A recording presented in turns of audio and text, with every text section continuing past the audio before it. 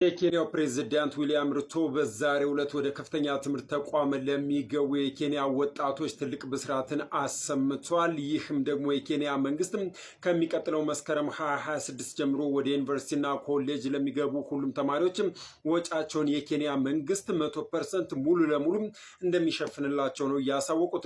ይሁንም እንጂ አዲሱ አሰራር ትምህርት በውጤት ላይ ብቻ የተመሰረተ የሚያደርግና በፋይናንስ የደከሙትን የክፍያ ጫና ለማቅለል እንደሆነ የገለጹት ፕሬዝዳንቱ ቀደም ሲል የነበረውን አሰራር የፋይናንስ ስርዓትም ሙሉ ለሙሉ እንደተሻረ ነው በዛሬው ዕለት የገለጹት።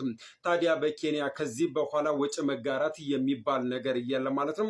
በኢትዮጵያስ ምን እንጠብቅ? እናንተ ሀሳብ አስተያየታችሁን ኮሜንት ሴክሽን ላይ አስቀምጡልኝ። ተጨማሪ መረጃዎች እንዲደርሷችሁ ለዚህ አካውንት ቤተሰብ ያልሆናችሁ የመደመር ምልክቷን ነክታችሁ ቤተሰብ ሁኑ። እንዲህ አይነት መረጃዎች ሲደርሷችሁ ደግሞ የቀስት ምልክቷን እየነካችሁ ለሌሎች ማጋራትን እንዳትረሱ።